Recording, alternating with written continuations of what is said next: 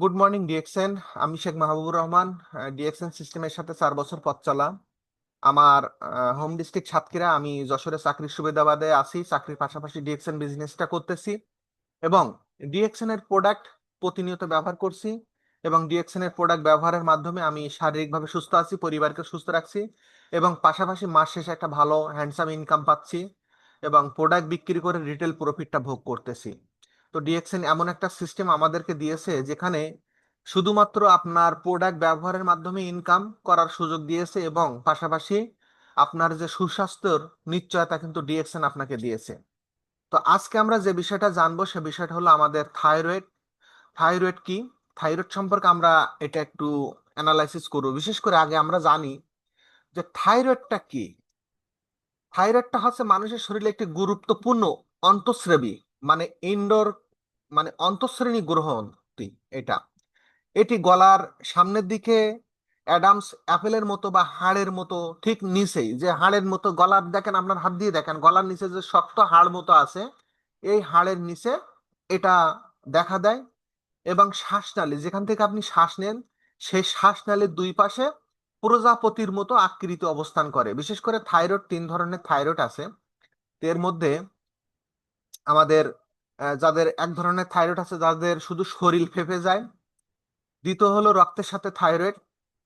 আর একটা থাইরয়েড হলো আপনার যেটা হলো আহ, ওই আমি নামটা বলতে পারছি না, যাই হোক আমি আপনাকে সেটা বলতেছি। তো আমাদের থাইরয়েডটা হলো মানুষের সেটা শরীরের কি গুরুত্ব। গলগণ্ড রোগের মতন জি জি ভাইয়া জি জি সেটা? জি জি জি জি জি জি, রাইট রাইট, গলা গলা, যে ওইটার মতো হয়ে যায়, যেটা তাদের গলাতে আক্রান্ত হয়। বিশেষ করে গলায় আক্রান্ত হয়, ব্লাডে আক্রান্ত হয় এবং পুরো বডিতে আক্রান্ত হয়। যাদের থাইরয়েডের সমস্যা আছে, এই 3টা কারণ দেখা যাচ্ছে। থাইরয়েড যদি আপনার বডিতে আক্রান্ত হয় তাহলে আপনি শরীর ফেঁপে যাবে, গলাতে হলে শ্বাস প্রশ্বাসের কষ্ট হবে, আর রক্ত হইলে তো বোঝেন কি অবস্থা। তাহলে আসুন আমরা থাইরয়েড সম্পর্কে, 3টা কারণ, 3টা জায়গায় থাইরয়েড আপনাকে অ্যাট্রাক্টিং হবে। তো এবার থাইরয়েডের যে মূল কাজটা সেটা হলো, থাইরয়েড গ্রন্থি হলো থাইরক্সিন, যা T4 নামক একটা টেস্ট আছে, সেই টেস্টটা দেয়। আর ট্রাইআইথোটনিক্স নামক একটা থাইরয়েড আছে, মানে ট্রাইআইথ্রো ডাইরন, যেটা T3 নামে যে টেস্ট আমাদের বিশেষ করে দেয়। এটা হরমোন তৈরি করে, মানুষের শরীরে যদি হরমোন তৈরি করে, হরমোনের সমস্যা হয়, তাহলে এই T3 নামক টেস্টটা দেয়। T4 এবং T3, আপনি যদি অ্যালোপ্যাথিক সিস্টেমে যান তাহলে এই দুটো টেস্ট যদি কোনো ডাক্তার আপনাকে করায় তাহলে বুঝে নেবেন যে আপনার থাইরয়েড আছে কিনা। সেই থাইরয়েডের কারণে আপনার এই পরীক্ষাটা দিয়েছে। এই থাইরয়েডের কারণে কিন্তু আপনার শারীরিক গঠন বা অন্যান্য যে সমস্যাগুলো আছে, অনেক ধরনের মারাত্মক লেভেলের সমস্যা আপনি ফেস করবেন। আজ হোক কাল হোক আপনার এই সমস্যা যদি আসে শরীরে। তাহলে আসুন আমরা যেটা দেখলাম, যে ডাক্তারি পরিভাষায় 2টা কারণে আপনাদের থাইরয়েডের টেস্ট দেয়, একটা হলো T4 আর একটা হলো T3। শরীরের মেটাবলিজিয়াম, বিশেষ করে শরীরের মেটাবলিজিয়াম, বিশেষ করে খাদ্যকে শক্তিতে রূপান্তরিত করার প্রক্রিয়াকে নিয়ন্ত্রণ করে মেটাবলিজিয়াম। যেটা থাইরয়েডের যে কাজ, আমাদের শরীরে যে শক্তি শক্তি তৈরি হয় আমরা খাদ্য খাবার খাইলে, সেই খাবারটা শক্তি থেকে রূপান্তরিত করতে বাধা সৃষ্টি করে যে শরীরে যে মেটাবলিজিয়াম আছে সেটার মাধ্যমে। এবং ওজন, শক্তি, তাপমাত্রা, হৃদয় স্পন্দনের নিয়ন্ত্রণে সাহায্য করে। বিশেষ করে থাইরয়েডের যে মূল কাজ সেগুলো, এবং শিশুদের মস্তিষ্ক এবং শরীরের বৃদ্ধি বিকাশে গুরুত্বপূর্ণ এই থাইরয়েডের জন্য করে। এটা কিন্তু থাইরয়েড আপনার শরীরে প্রয়োজন। এবার আসেন থাইরয়েডের যে সমস্যা, যে সমস্যাগুলো, মানে থাইরয়েড না থাকলে কিন্তু আপনার কি কি ক্ষতি হবে সেটা এখানে কিন্তু উল্লেখ আছে। বিশেষ করে থাইরয়েড আপনার শরীরে যেটা মাত্রা প্রয়োজন, সেটা যদি আপনার শরীরে না থাকে তাহলে কিন্তু আপনি অসুস্থ, আবার অতিরিক্ত হয়ে গেলেও সেটার কারণে আপনি অসুস্থ। সাধারণ সমস্যা যেগুলো থাইরয়েড গ্রন্থি থেকে হলে 2টি অবস্থা দেখা যায়। প্রথমত হলো হাইফা হাইপোথাইরয়েডিজিয়াম একটা, আর একটা হাইপার থাইরয়েডিজিয়াম। দুইটা প্রায়, একটা হলো হাইপো আর একটা হলো হাইপার। এই 2টা জিনিস আপনি মাথায় রাখবেন। বিশেষ করে হরমোন কম উৎপাদন হলে শরীরের কার্যকলাপ ধীরে হয়ে যায়। এই যে হাইপোথাইরয়েড যদি আপনার শরীরে আক্রান্ত হয় তাহলে আপনার হরমোন কম উৎপাদন হবে এবং শরীরের কার্যকলাপ ধীরে ধীরে ধীর গতি হয়ে যাবে।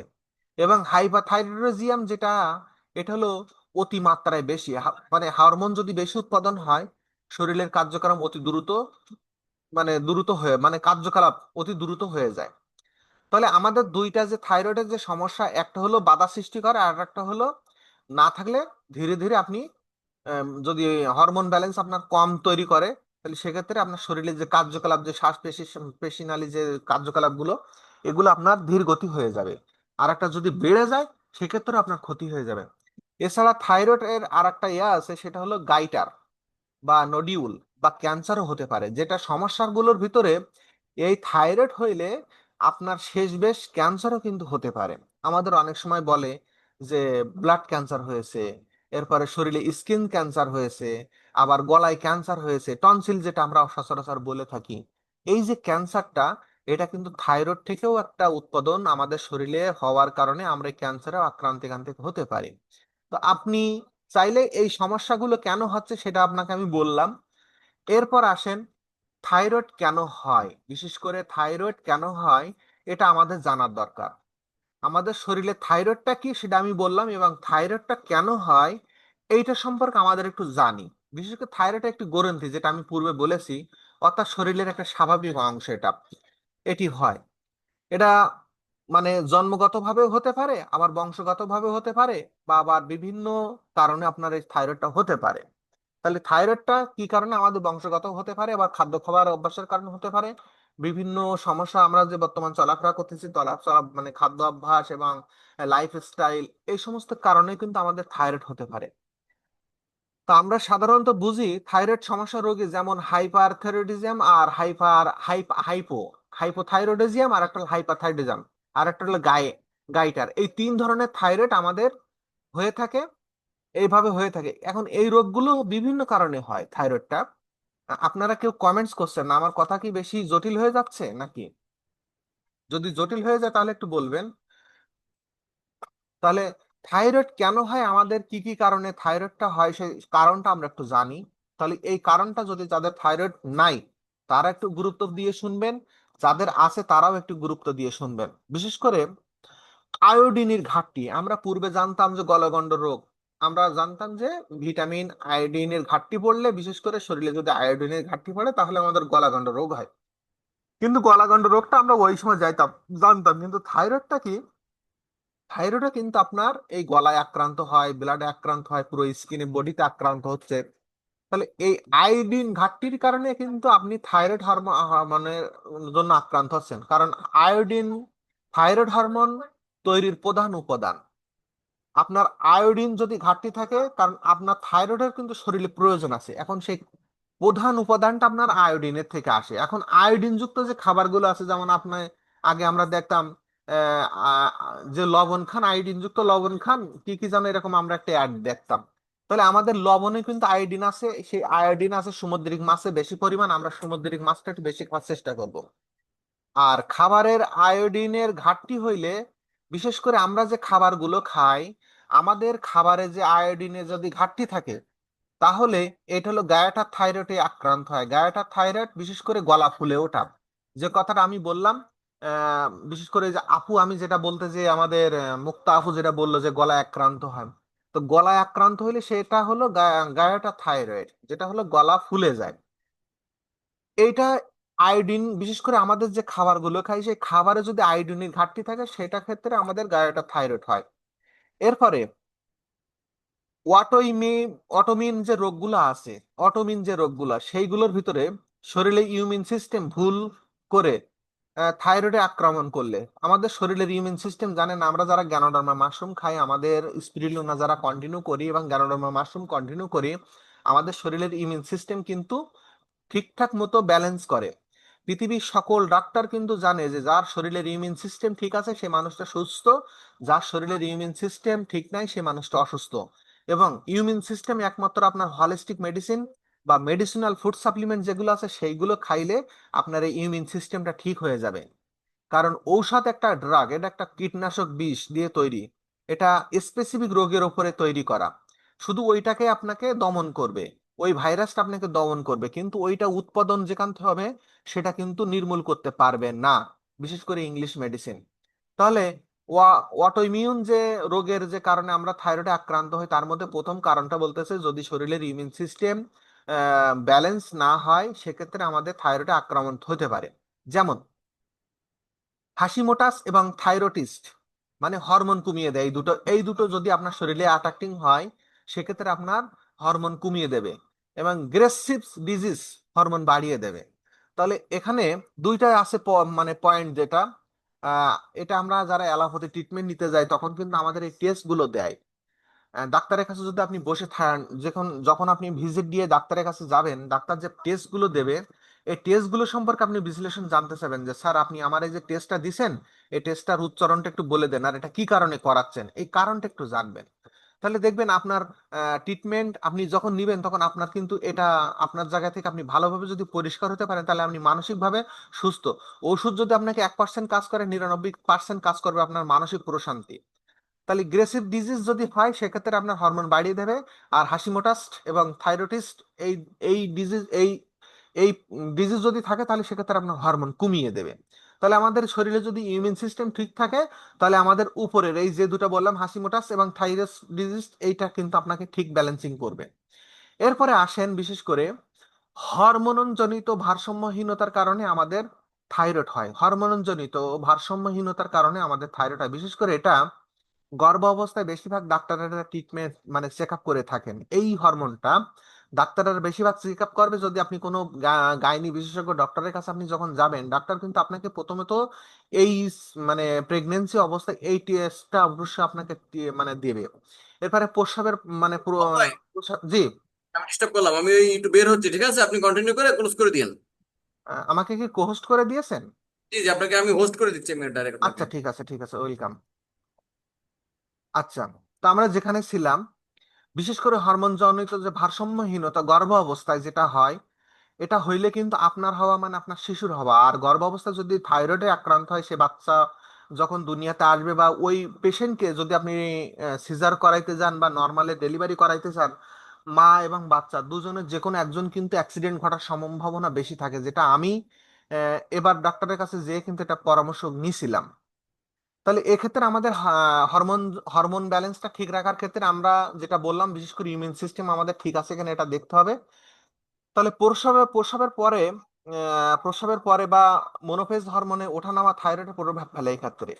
যদি আপনার থাইরয়েড ওঠানামা করে, এখন একরকম সকালে একরকম বিকালে একরকম, ব্যালেন্স যদি আপনার ঠিক না থাকে সেক্ষেত্রে আপনার এই হরমোনাল জনিত সমস্যা আপনার ভোগ করতেই হবে। সেক্ষেত্রে আপনি ভালো একজন ডাক্তারের ট্রিটমেন্ট নেবেন। বিশেষ করে অ্যালোপ্যাথি ট্রিটমেন্ট আপনাকে কোনো রকম দমিয়ে থামিয়ে রাখে, কিন্তু স্থায়ীভাবে আপনার এটা সমাধান আশা করি আমি এই পর্যন্ত শুনি নাই।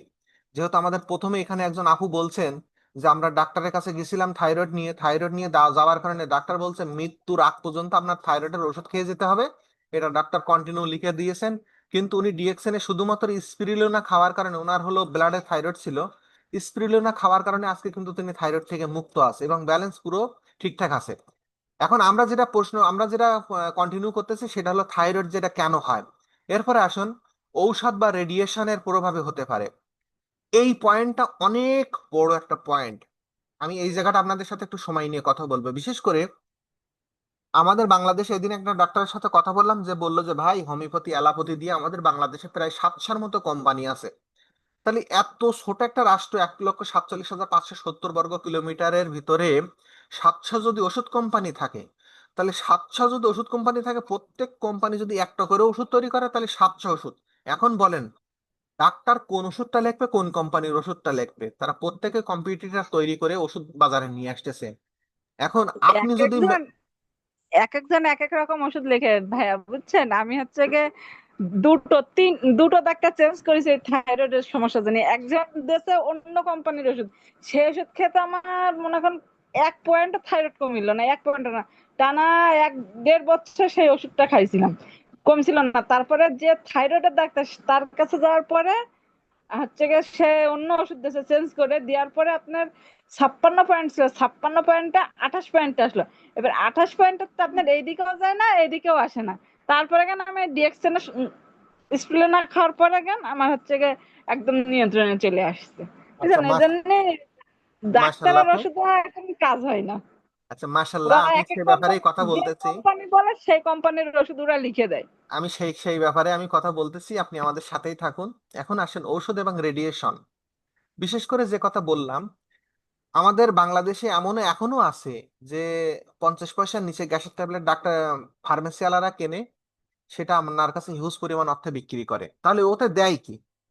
আমাদের ডিএক্সএন এ যখনই একটা বলি যে ভাই একটা সাবান ব্যবহার করেন 390 টাকা দিয়ে কেনেন, তখন কিন্তু তার প্রেসার মাপার জন্য দুই হাতে দুইজন ডক্টর বিপি মেশিন লাগায় রাখে যে এত দামি সাবান। কারণ উনি তো 20 টাকা সাবান পাচ্ছে, তাহলে আপনি কেন 300 টাকা সাবান কেনেন? 20 টাকা 20 টাকা, 300 300, মানে আমি জাস্ট উদাহরণ সম্পর্কে বললাম। তাহলে কিছু ঔষধ যেমন লিথিয়াম, অ্যামিওড্রান, এই যে ঔষধগুলো খাওয়ার কারণে কিন্তু আপনার এখানে থাইরয়েডের উপরে প্রভাব ফলে, মানে পড়ে। এবার আসেন, ঘাড়ে রেডিয়েশন থেরাপি নিলে থাইরয়েডের জন্য যে আমরা রেডিয়েশন থেরাপি গুলো নেই, আমরা ডাক্তারের কাছে গেলে অনেক ডাক্তার আছে, বিশেষ করে আমাদের বাংলাদেশের প্রেক্ষাপটে বলতেছি, বুঝে হোক না বুঝে হোক যে কোনো ডাক্তার আগে যে একটা ইনজেকশন ঢুকাই দেয়, ইনজেকশনটা কিন্তু বুঝে, যারা হাই প্রোফাইলের ডাক্তার তারা কিন্তু সহজে ইনজেকশন সেরাতে পুশ করে না।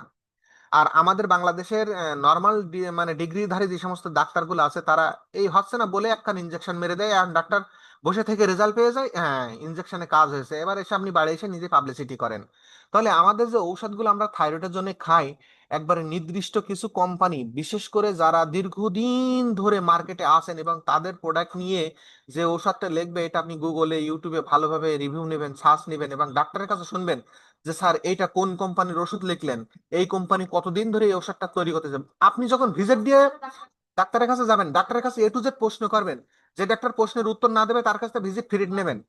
তাহলে আমরা রেডিয়েশন থেরাপির কারণে আমাদের থাইরয়েড হয় এবং ঔষধ ব্যবহারের মাধ্যমে আমাদের থাইরয়েড হয়। আর একটা ব্যাপার বলি, আমরা যারা মোবাইল, আমরা অ্যান্ড্রয়েড ফোনটা ইউজ করি, এই অ্যান্ড্রয়েড ফোনে কিন্তু প্রচুর পরিমাণ রেডিয়েশন। এটাও একটু চেষ্টা করবেন যতটুকু পারেন আপনার স্কিন থেকে একটু আপনার বডি থেকে সরায় রাখার জন্য। এরপরে আসেন বংশগত কারণে, আমাদের পরিবারে যদি অন্যদের থাইরয়েডের সমস্যা থাকে সেক্ষেত্রে কিছুটা এর প্রভাব পড়ে। আমাদের বংশগতভাবে আমাদের থাইরয়েড আসে, এই থাইরয়েডটা আমরা যদি বংশগতভাবে আসে, তাহলে জন্মের শুরুতেই যে যদি প্রেগনেন্সি মা থাকে, তাহলে তার কিন্তু থাইরয়েডের যদি সমস্যা থাকে, প্রেগনেন্সি অবশ্যই আগে থাইরয়েডের ট্রিটমেন্ট নিয়ে তাকে একটা পুষ্ট শিশু জন্ম দিতে হবে, এবং বাচ্চাটা হওয়ার সাথে সাথে তার থাইরয়েডটা কিন্তু চেক করে নিতে হবে। আর অন্যান্য যে কারণগুলো আছে থাইরয়েডের, একটা মেন যে আমি এখানে লাস্টে যে 3টা পয়েন্ট বললাম, সেটা হলো একটা হলো ঔষধের রেডিয়েশনের, আর একটা হলো বংশগত কারণে, আর একটা কারণ বলতেছে সেটা হলো অতিরিক্ত যাদের মানসিক চাপ আছে, আমরা যারা বিশেষ করে চাকরি করি, সংসারে যারা গৃহিণী আছি বা ব্যবসা বাণিজ্য করি, আমাদের যদি অতিরিক্ত মানসিক চাপ থাকে, এটা থেকে আপনি বেরিয়ে আসুন প্লিজ। আপনি এটার কারণেও কিন্তু শুধু থাইরয়েড না, ডায়াবেটিস আসবে, এরপরে ব্রেন স্ট্রোকের সমস্যা আসবে, হাই প্রেশারের সমস্যা আসবে, শরীরে বড় বড় রোগ কিন্তু মানসিক চাপের কারণে তৈরি হয়। এবং শরীরে যদি পুষ্টি ঘাটতি থাকে, সেটার কারণেও আপনার থাইরয়েড আসে। এবং পরিবেশগত যে বিষ বা টক্সিন, আমরা যে খাদ্য খাবারগুলো খাচ্ছি, আলো বাতাস পানিগুলো যেগুলো গ্রহণ করছি, সেখান থেকেও আমাদের থাইরয়েড আসতে পারে। তাহলে আপনার থাইরয়েডটা আমি বললাম, থাইরয়েড কেন হয়, সে কেন হওয়ার কারণটা আমি এখানে উল্লেখ করলাম। এরপরে আসেন, থাইরয়েড থেকে আমাদের বাঁচার উপায় কি? আমরা থাইরয়েড থেকে প্রত্যেকে, আমরা রোগকে শরীরে বয়ে নিয়ে চলতে চাই না, আমাদের শরীর থেকে আমাদের রোগ বের করতে চাই। সেই রোগটা বের করার জন্য যে কোনো ডাক্তারের কাছে কিন্তু আমরা যেতে অভ্যস্ত, কিন্তু আমরা যারা ডিএক্সএন এ বিজনেসের সাথে যুক্ত আছি, আপনাকে যদি প্রপার একটা সলিউশন দেওয়ার কথা বলে, আপনি সকালে খেয়ে বিকালে চলে আসেন, ভাই খাইলাম তো কোনো কাজ হইলো না। আপনি 10 বছর ভুগতেছেন যে সমস্যাটা নিয়ে, সেই সমস্যাটা নিয়ে আপনি শুধুমাত্র যদি আমরা বলে থাকি যে আপনি এই জিনিসটা কন্টিনিউ করেন, আপনি ঠিক হয়ে যাবে। সকালে খেয়ে বিকালে আপনি আমাদের কাছে আসেন যে হচ্ছে এটা থেকে তাড়াতাড়ি আমি সেরতেছে না কেন। এই একটু ধৈর্যটা আপনাদের থাকতে হবে। বিশেষ করে আমাদের সাপ্লিমেন্ট জানেন, কন্টিনিউ যদি আপনি কনজুম করেন 3 মাস থেকে 6 মাস, অর্থাৎ 90 দিন থেকে 180 দিন আপনাকে এটার ফিডব্যাক নিতে সময় অপেক্ষা করতে হবে। তাহলে আপনি যদি নিয়মতান্ত্রিক ভাবে ডোজ কোর্স কমপ্লিট করেন, ইনশাল্লাহ এখান থেকে কাজ আসবে। তাহলে আসুন, আমরা থাইরয়েড থেকে বাঁচার জন্য কি কি প্রতিরোধ করতে পারি। প্রথমত যে কথা বললাম, আয়োডিন যুক্ত আমরা খাবার খাবো। আমরা নিয়মিত যে আমরা যে লবণটা খাই, এই লবণটা একটু চেষ্টা করবেন আয়োডিন যুক্ত লবণ আপনার পরিবারে আছে কিনা। আপনি সাদা চিনি, সাদা লবণ, এটা কিন্তু কেমিক্যাল দিয়ে হোয়াইট করা। বাজারের মোটা লবণ কেনেন, আমাদের কক্সবাজারে যে লবণটা তৈরি হয় প্রাকৃতিক উপায়ে, এই লবণটা আপনি কেনেন। প্রয়োজনে যদি ওতে ময়লা থাকে, বাড়িতে এনে পানিতে ভিজায় সেকেন্ড, সেই পানিটা আবার জ্বালিয়ে আপনি লবণ তৈরি করেন। এভাবে যদি করতে পারেন, তাহলে আপনি আয়োডিন কিন্তু প্রপার আয়োডিন লবণ থেকে আপনি পাচ্ছেন। এরপরে সামুদ্রিক মাছ খাবেন, সামুদ্রিক শৈবাল খাবেন ইত্যাদি, আয়োডিন বৃদ্ধির খাবার। কারণ আমাদের স্পিরুলিনাতে, স্পিরুলিনা হলে সামুদ্রিক শৈবাল, এটা হলো সবুজ শৈবাল, এতে প্রচুর পরিমাণ আয়োডিন আছে। আপনি কল্পনা করতে পারবেন না। এটা দেখবেন আপনি যখন গালে দেবেন একটু নোনতা নোনতা মতন ভাব থাকে। যে খাবারগুলো, যে মাছগুলো, যে খাদ্যদ্রব্যগুলো ম্যাক্সিমাম আপনার যদি ন্যাচারাল খাবার হয়, যদি নোনতা নোনতা মতন ভাব থাকে, মানে নুন নুন মতন ভাব থাকে, তাহলে আপনি এখানে ধরে নেবেন আইডিএমিনের প্রভাব সবচেয়ে বেশি। আমাদের যে চাষের মাছগুলো এগুলো কিন্তু মিষ্টি মিষ্টি লাগে, সামুদ্রিক মাছটা কিন্তু অত মিষ্টি মিষ্টি ভাব লাগে না, একটু হলে লবণ লবণ ভাব লাগে। তাহলে আপনার আয়োডিন ঘাটতি প্রতিরোধ করতে হবে, সেক্ষেত্রে আপনার আয়োডিন যুক্ত লবণ খাইতে হবে, যে কথা বললাম, সামুদ্রিক মাছ খাইতে হবে, সামুদ্রিক শৈবাল খাইতে হবে, আয়োডিন সমৃদ্ধ যে খাবারগুলো আছে সেই খাবারগুলো আপনি খাবেন। এরপরে আসেন দ্বিতীয় নাম্বার, সুষম খাদ্য খাবার অভ্যাস করতে হবে। প্রচুর পরিমাণ শাকসবজি, ফল, প্রোটিন খেতে হবে আপনাকে। শাকসবজি আপনাকে প্রচুর পরিমাণ খেতে হবে। যেমন আমাদের খাদ্য অভ্যাসে প্রতিদিন 80% খাইতে হবে অ্যালকালাইন খাবার, 20% খাইতে হবে অ্যাসিডিক খাবার। অ্যালকালাইন খাবারের ভিতরে শাকসবজি, মাছ, মাংস কিন্তু না। শাকসবজি যেগুলো, এইগুলো সবুজ শাকসবজি যেগুলো সমৃদ্ধ স্পিরুলিনা, এগুলো কিন্তু অ্যালকালাইন খাবার। আর অ্যাসিডিক খাবার হলো প্রসেস ফুড, জাঙ্ক ফুড। এরপরে আপনার ভাত, মাছ, মাংস, রুটি, দুধ, ডিম, এইগুলো কিন্তু আপনার অ্যাসিডিক খাবার। এগুলো একটু প্রয়োজনের তুলনায় কম খাইতে হবে, 80% খাইতে হবে আপনাকে অ্যালকালাইন খাবার। এরপরে যেটা খেতে হবে, সেলেনিয়াম, জিঙ্ক, ভিটামিন ডি ইত্যাদি, এই ধরনের খাবার খাইলে পুষ্টি, মানে পুষ্টি, এগুলোতে পুষ্টি আছে বেশি, সেক্ষেত্রে থাইরয়েড পেশেন্টের জন্য জরুরি এগুলো। এরপর অতিরিক্ত ফাস্টফুড, প্রক্রিয়াজাত খাবার, আর এরপর অতিরিক্ত চিনি এবং চর্বিযুক্ত যে খাবারগুলো আছে, এই খাবারগুলো সব প্রতিরোধ, মানে আপনাকে একদম জীবন থেকে তৈরি বাদ দিয়ে দিতে হবে। প্রসেস ফুড আপনি টোটাল একদম অ্যাভয়েড করবেন। বাজারে যে বাজারে গেলেন, চা খাইতে বসলেন, সেখানে আপনি বিস্কিট খাইলেন একটু, অন্যান্য যে জিনিসগুলো আছে সেগুলো আপনি খাবেন না, প্লিজ প্লিজ। সেগুলো আপনি একটু খাওয়ানো কমাই দেবেন, এবং চর্বিযুক্ত যে খাবারগুলো আছে সেগুলো খাবার আপনি কমাই দেবেন। আপনাকে খেতে হবে সুষম খাবার, যেগুলো আপনার শরীরের জন্য প্রয়োজন। এরপরে ওজন ও জীবনধারা ঠিক রাখার জন্য, ওজন ও জীবনধারা ঠিক রাখার জন্য এখানে লাইফ স্টাইলটা ভালোভাবে আপনাকে পরিবর্তন করতে হবে। যেমন প্রতিদিন নিয়মিত ব্যায়াম করতে হবে, আধা ঘন্টা কমের উপর আপনাকে হাঁটাভ্যাস করতে হবে। এরপরে পর্যাপ্ত যে ঘুম, আমাদের নিয়ম 8 ঘন্টা, 6 ঘন্টা থেকে 8 ঘন্টা যে ঘুম, এই ঘুমটা আপনাকে ঘুমাইতে হবে। মানসিক চাপ কমানোর চেষ্টা করতে হবে, বিশেষ করে যোগ ব্যায়াম করতে হবে, মেডিটেশন করতে হবে, হাঁটার অভ্যাস করতে হবে, এই জিনিসগুলো আপনাকে করতে হবে। এখানে যে তিনটা কথা বললাম, বিশেষ করে নিয়মিত ব্যায়াম, যারা নিয়মিত ব্যায়াম করে তাদের কিন্তু একটা মানসিক প্রশান্তি থাকে। পর্যাপ্ত যদি না ঘুমাইতে পারেন, তাহলে সেক্ষেত্রে কিন্তু আপনি দিনের পর দিন আপনি অসুস্থ হয়ে পড়বেন। এবং মানসিক চাপ কমানো আপনার জন্য সবচেয়ে গুরুত্বপূর্ণ বিষয়। এজন্য আপনাকে ভালো খোলা আকাশের নিচে বসে নিজেকে একটু ধ্যানে বসতে হবে, ভালো ভালো ফ্রেন্ডের সাথে মিশতে হবে, ভালো কথা শুনতে হবে, এবং হাঁটা চলা করতে হবে, বিশেষ করে অট্ট হাসি, যেটা দিয়ে ব্রেনটা একদম ফ্রেশ করে নিতে হবে। এরকম কিন্তু আপনাকে এই নিয়মগুলো আপনাকে রাখতে হবে। এরপর হরমোন ও স্বাস্থ্য পরীক্ষা, গর্ভবতী মা এবং প্রসূতি মায়েরা নিয়মিত ডাক্তারের চেক আপ করবে। কারণ হরমোন ব্যালেন্স আপনি যখন চেক করবেন, চেক করার পর ডাক্তার কিন্তু আপনাকে কিছু গাইডলাইন দেবে, সেই গাইডলাইনটা ফলো করে আপনাকে এগুলো করতে হবে। এবং পরিবারে যদি কারোর সমস্যা, থাইরয়েডের সমস্যা থাকে, অন্তত পক্ষে একবারের জন্য হইলেও, বিশেষ করে নারীদের ক্ষেত্রে বলবো, টিএইচএস, এটা টেস্ট করবেন। টিএইচএস 4, এই যে টেস্টটা আছে এই টেস্টটা আপনারা করবেন। আমরা পুরুষদের হয়তো টিএইচটা করতে হয়, নারীদের ওখানে ফোর ফোর টিএইচএস 4, এটা টেস্ট করতে হয়। তাহলে এই টেস্টটা হলো আপনি জীবনে একবারের জন্য হইলেও আপনি এটা একটু করবেন। এই টেস্টটা যদি আপনি করতে পারেন, আপনার কিন্তু থাইরয়েড আছে কিনা আপনি নিজেও জানবেন। এরপরে আমি কিন্তু এখন বলতেছি থাইরয়েড থেকে বাঁচার জন্য যে কাজগুলো আপনাকে করতে হবে, এটা আপনি ডাক্তারের কাছে না যেয়েও কিন্তু আপনি নিজে নিজে এই জিনিসগুলো অ্যানালাইসিস করতে পারবেন। এরপরে আসুন ঔষধ এবং রেডিয়েশন সচেতন থাকতে হবে। বিশেষ করে আমি বললাম তো, ঔষধের উপরে যদি আপনি বিভিন্ন কোম্পানির যে ঔষধগুলো আছে এর মধ্যে যেমন লেথিয়াম, লেথিয়াম একটা ঔষধ আছে, ডাক্তারের পরামর্শ ছাড়া এটা খাওয়া যাবে না। আমাদের যেমন বাংলাদেশে মুদির দোকানেও কিন্তু বিভিন্ন রকমের ঔষধ পাওয়া যায়, এগুলো আপনি ডাক্তারের পরামর্শ ছাড়া না খাওয়াটাই সবচেয়ে বেটার। কারণ অ্যালোপ্যাথি ঔষধ আপনি এখন খাবেন, অন্য একটা রোগের কারণে আর 5টা রোগের উপরে কিন্তু প্রভাব পড়বে। এবং প্রয়োজন ব্যতীত, বিশেষ করে অভিজ্ঞতা ডাক্তার ছাড়া কোনো রেডিয়েশন কোনো ডাক্তার যদি দেয়, সেই রেডিয়েশনটা আপনি নেবেন না। আর মোবাইলের রেডিয়েশন থেকে আপনি ছাড়াই, মানে সবসময় দূরত্ব থাকবেন। টিভি থেকেও রেডিয়েশন ছড়ে আসে, ইন্টারনেট থেকেও রেডিয়েশন ছড়ায়, জানেন? আমাদের এখন প্রত্যেকের ঘরে কিন্তু ওয়াইফাই আছে, এই ওয়াইফাই থেকে কিন্তু রেডিয়েশন ছড়ায়, ওয়াইফাই রাউটার থেকে। তাহলে আপনি যদি ব্যবহার না করেন, আপনি ওয়াইফাই রাউটারের সুইচটা রাত্রে বন্ধ করে রাখতে পারেন এক্ষেত্রে। এবং মোবাইলে যদি ইন্টারনেট কানেকশন থাকে সেটাও আপনি অফ করে রাখতে পারেন, এয়ারপ্লেন মোডটা অফ করে রাখবেন। তাহলে আপনার কিন্তু রেডিয়েশন কম থাকবে, রেডিয়েশন আপনার ঘরে কম থাকবে। আপনার ঘরে যদি একটা অ্যান্ড্রয়েড সেট থাকে, আপনি যদি এয়ারপ্লেন মোড দিয়ে রাখেন, তাহলে আপনার বাচ্চা বাঁচবে, আপনার স্ত্রী বাঁচবে, আপনি বাঁচবেন, আপনার পরিবারের লোক বাঁচবে। কারণ একটা রেডিয়েশন কিন্তু পুরো একটা ভালো ডিস্টেন্স নিয়ে এটা ছড়িয়ে বেড়ায়। তাহলে আপনি রেডিয়েশন থেকে শুধু আপনার ডাক্তারের রেডিয়েশন না, আপনার ঘরে যে ডিভাইসগুলো আছে, ইলেকট্রিক ডিভাইসগুলো, এগুলো থেকে আপনি বাঁচতে পারবেন যদি আপনি এগুলো আপনি নিয়ন্ত্রণ করেন, কন্ট্রোলটা। এরপরে ধূমপান এবং টক্সিন এড়ানো। ধূমপানের কারণেও কিন্তু আপনার এই থাইরয়েডটা শরীরে প্রবেশ করে। আপনাদের যারা ধূমপানের অভ্যাস আছে, আমি বলছি না যে এখন থেকে শুরু করে দেন, ছেড়ে দেওয়া, কিন্তু না, আপনি এখান থেকে বাঁচার জন্য প্রতিদিন যদি 10 টাকা একটা করে কমান, 1 মাসে কমান, 2 মাসে কমান, কমাইতে কমাইতে আপনি একদম ধূমপানটা ছেড়ে দেন। যে কোনো ধরনের ধূমপান যদি আপনার অভ্যাস থাকে সেটা কমাই দেবেন। এবং কীটনাশক, ভারী ধাতু ইত্যাদির সংস্পর্শে আপনি যাবেন না। ভারী ভারী যে সমস্ত ধাতুগুলো আছে সেটা সে সমস্ত সংস্পর্শে যাবেন না। যেমন আমাদের মোবাইল টাওয়ার আছে, কারেন্টের ট্রান্সফরমার আছে, সাবস্টেশনে যে আছে, যেগুলো ইলেকট্রিক ধাতু তৈরি, মানে ইলেকট্রিক যে জিনিসগুলো প্রবাহিত হয় সেগুলো থেকে আপনি একটু দূরে থাকার চেষ্টা করবেন। যেমন 11 কেবি যে ভোল্টেজ যে তারগুলো আছে, এগুলো 5 ফিট, মিনিমাম 5 ফিট দূরত্ব থাকতে হয়। এবং 4000 ভোল্টের যে লাইনগুলো আছে সেগুলো 10 ফিট দূরত্ব থাকতে হয়। এবং যেগুলো 1,33,000 ভোল্টের লাইন আছে সেগুলো থেকেও আপনার মোটামুটি ভালো দূরত্ব থাকতে, এগুলো থেকেও আপনার এই টক্সিনটা বের হয়ে আসে, রেডিয়েশন গুলো আসে, আসার কারণে কিন্তু আপনি এগুলো থেকে আপনি থাইরয়েডে আক্রান্ত হওয়ার সম্ভাবনা থাকে। এগুলো যদি আপনি এড়িয়ে চলেন তাহলে থাইরয়েড থেকে বাঁচতে পারবেন। এখন আসেন, কখন চিকিৎসকের কাছে যাবেন আপনি যখন থাইরয়েডটা হবে, কখন আপনি চিকিৎসকের কাছে যাবেন?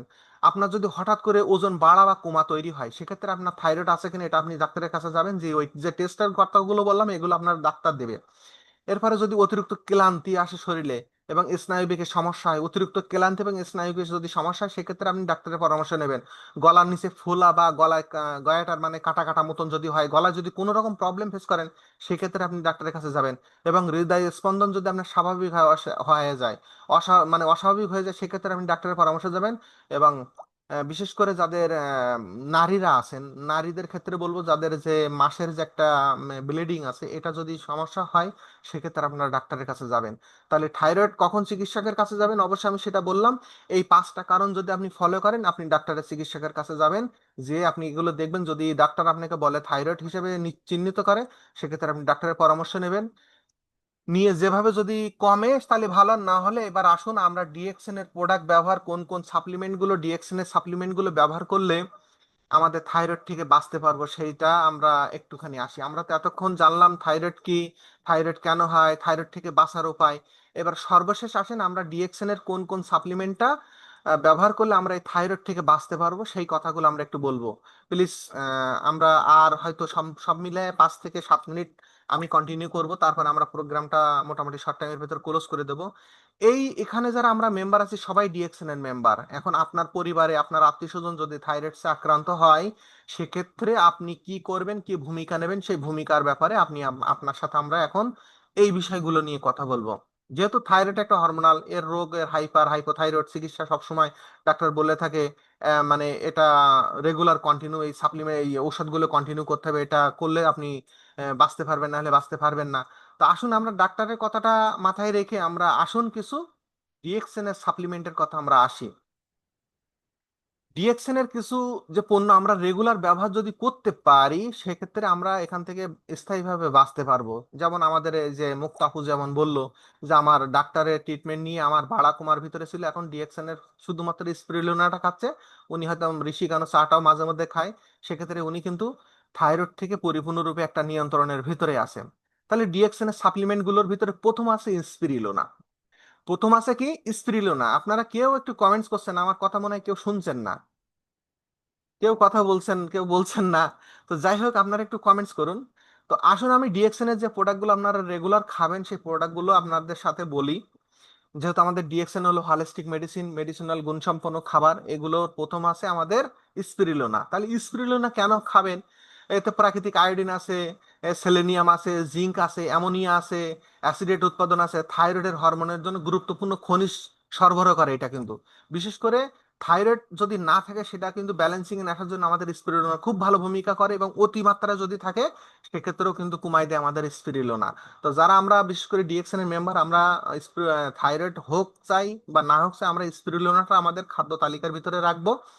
এটা হলো আমার প্রথম পরামর্শ আপনাদের জন্য। দ্বিতীয়ত আসেন আরজিবাং জিএল, অর্থাৎ ঋষিগানো মাশরুম, গ্যানোসিলিয়াম মাশরুম। এটা আপনারা অবশ্যই পরামর্শ নিয়ে খাবেন। কারণ গ্যানোডার্মা মাশরুমে অ্যান্টিঅক্সিডেন্ট সমৃদ্ধি, এতে ইমিউন সিস্টেমকে ব্যালেন্স করতেছে এবং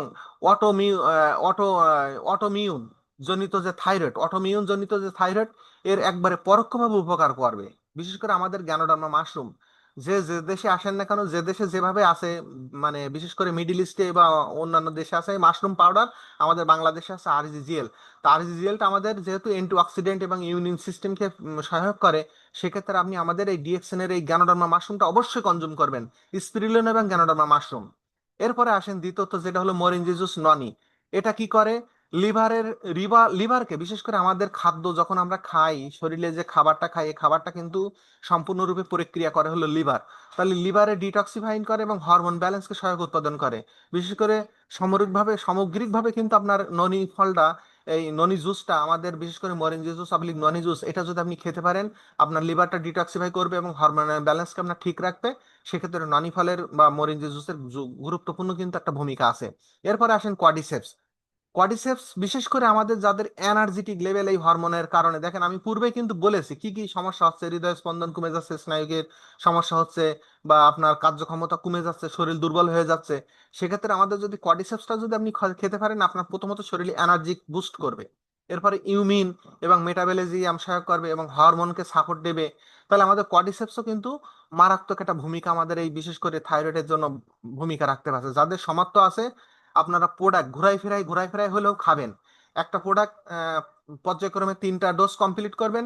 যদি আপনি সমস্যা না থাকেন তাহলে 3 ডোজ, আর যদি সমস্যা থাকেন 6 ডোজ, এভাবে ঘুরাই খাবেন। তাহলে আমি প্রথম বললাম স্পিরুলিনা, এরপরে দ্বিতীয় বললাম আরজিজিএল, তৃতীয় বললাম মরিঞ্জি জুস, চতুর্থ বলেছি কর্ডিসেপস, এরপরে সর্বশেষ আসেন স্পিরুলিনা সিরিয়াল বা জিমিন প্লাস। বিশেষ করে জিমিন প্লাস যে লজেন্সটা আছে, এটা অনেক গুরুত্বপূর্ণ একটা ভূমিকা তৈরি করে। স্পিরুলিনা সিরিয়ালটা বিশেষ করে যাদের খাদ্য ঘাটতি সমস্যা, খাদ্য খাবার খেতে পারেন না, অসুস্থ পেশেন্ট, তারা এই স্পিরুলিনা সিরিয়ালটা খাবেন, পাশাপাশি স্পিরুলিনা ট্যাবলেটটাও খাবেন। স্পিরুলিনা সিরিয়ালটা আপনি ধরেন সকালবেলা ভাত খাবেন না, আপনার শরীরটা একটু কমানোর দরকার, কিন্তু আপনি ভাত মাছ মাংস এগুলো খেলে কিন্তু আপনার শরীর ভেরে যায়, বিশেষ করে থাইরয়েডের পেশেন্ট যারা। কিন্তু যদি আমাদের স্পিরুলিনা সিরিয়ালটা খেতে পারেন, আপনি কিন্তু প্রপার খাবারের নিউট্রিশন এখানে পাচ্ছেন। আর জিমিন প্লাস যে ট্যাবলেটটা আমাদের আছে, এটা হলো লজেন্স। বিশেষ করে যারা ধূমপান করে, গলা নিচে খুসখুস করে, গলা শ্বাস প্রশ্বাস নিতে গেলে সমস্যা ফেস করে, এই জিমিন প্লাস ট্যাবলেটটা আপনারা খেতে পারেন। এটা চকলেটের মতো, আপনার কোমলমতি শিশুকে দিতে পারেন, দিনে একটা করে জিমিন প্লাস দেন। এটা কিন্তু অনেক ভালো কাজ করে। বিশেষ করে আমাদের বাহারাইনে যে ডক্টর জাহাঙ্গীর আলম স্যার আছেন, বলতেছে সুস্থ অসুস্থ প্রত্যেক মানুষকে জিমিন প্লাস ট্যাবলেট যদি সে খেতে পারে, তার শরীরে একটা আলাদা ফিলিংস আসবে। কারণ আমাদের সবচেয়ে গুরুত্বপূর্ণ হলো শ্বাস প্রশ্বাসটা। তা শ্বাস প্রশ্বাসটা আমরা যখন নিতে যাই, আমরা তো কিন্তু স্বাভাবিক অবস্থায় সবাই নিতে পারি না। তাহলে আমাদের প্রশ্বাসটা একদম প্রপার নিউ ভাবে এটা কিন্তু ক্লিয়ার করে আমাদের জিমিন প্লাস ক্যাপসুল ট্যাবলেট যেটা আছে। তাহলে ব্যবহারের যে পরামর্শ আমি বললাম, আমাদের ডিএক্সএন এর স্পিরুলিনা বললাম, স্পিরুলিনা সিরিয়াল বললাম, আরজিজিএল বললাম, এবং মরিঞ্জি জুস বা ননি জুস যেটা আছে, এবং কোয়াডিসেপস। এই 5টা প্রোডাক্ট যদি আপনি কন্টিনিউ একজন হরমোন আক্রান্ত ব্যক্তিকে, বিশেষ করে থাইরয়েডের ব্যক্তিকে দিতে পারেন, কন্টিনিউ তাকে ডোজ কমপ্লিট করাইতে পারেন, টুডে টুমোরো, সে হবে সুস্থ। তাহলে আসুন, ব্যবহারের যে পরামর্শ, এগুলো নিয়মিত ব্যবহারের অংশ হিসেবে, সাপ্লিমেন্ট হিসেবে আপনারা নেবেন। সঠিক ডোজের ব্যাপারে আপনারা অবশ্যই ভূমিকা রাখবেন, বিশেষ করে আপনার বয়স, স্বাস্থ্য এবং ডাক্তার অবলিক ডিএক্সএন এর যারা কনসালটেন্ট আছে তাদের পরামর্শ নেবেন। যে কোনো থাইরয়েডের ওষুধের একসাথে খাওয়ার আগে ডাক্তারকে জানাবেন, এবং থাইরক্সিনের সাথে স্পিরুলিনা খাওয়ার সময় এটা অবশ্যই পরামর্শ নিয়ে খাবেন। তাহলে আজকে যে টপিকটা ছিল আপনাদের সাথে, বিশেষ করে থাইরয়েড নিয়ে আমি কথা বলেছিলাম, এটা যদি, হ্যাঁ অবশ্যই কমেন্টস করেছেন, আপনাদের অসংখ্য ধন্যবাদ।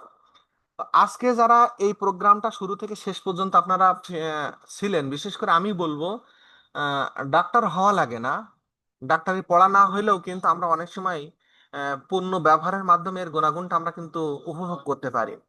তো আজকে যে প্রোগ্রামটা ছিল, আপনারা আশা করি বুঝতে পারছেন, এবং আপনাদের এই বোঝা থেকে আপনারা অন্যদেরকে সতর্ক করতে পারবেন। তো সকলকে ধন্যবাদ। আমি আজকের মতো আমার কথা এখানে শেষ করলাম। যদি কারোর কথা বুঝতে কষ্ট হয়ে থাকে আমার কথায়, আপনারা পার্সোনালি আমাকে নক দিবেন, তাহলে আমি আপনাদেরকে চেষ্টা করব সেইভাবে বোঝানোর। আর একটা কথা আপনাদেরকে বলতেছি, আমি আজকে একটা পত্রিকা পড়লাম, আমাদের বাংলাদেশের পত্রিকা, সেটা হলো সময়কাল যে পত্রিকা, সেখানে ডিটেলস লেখছে। আমি সেই পত্রিকার লিঙ্কটা একটু আপনাদেরকে দিচ্ছি, যদি সম্ভব হয় আপনার একটু ওই কথাটা একটু লিখবেন, শুনবেন। বিশেষ করে আমরা বাজারে যে বন্ধু বান্ধবের ফক্করে পড়ে হোক, যে কোনো কারণে হোক আমরা চা খাই। তো এই চাটা খাওয়ার আগে একটু হলেও আপনি একটু বিচক্ষণতার সহিত ভেবেচিন্তে খাবেন। আমি যে লিঙ্কটা এখন দিচ্ছি, এই লিঙ্কটা একটু আপনারা প্লিজ আপনাদের ওপেন করে ভিজিট করার চেষ্টা করবেন। বিশেষ করে চা আমরা যে খাই, এই চাতে কি পরিমাণ ক্ষতিকর কেমিক্যাল ইদানিং পেয়েছে, এবং এটা কি পরিমাণ ক্ষতিকর সেটা আমাদেরকে জানিয়েছেন। তো এই পত্রিকাটা একটু আপনারা পড়বেন, পড়ে এখান থেকে উপভোগ করবেন যে আপনি চা খাবেন কি খাবেন না, ডিএক্সএন এর চা ব্যবহার করবেন, না বাজারের 100 গ্রাম চা 20 টাকা দিয়ে কিনে খাবেন, না ডিএক্সএন এর 100 গ্রাম চা 200 গ্রাম চা 380 টাকা দিয়ে কিনে খাবেন, ডিসিশন আপনি নেবেন। তো সকলকে ধন্যবাদ। Good morning, good morning DXN, এতক্ষণ আমাদের সাথে থাকার জন্য ধন্যবাদ সকলকে।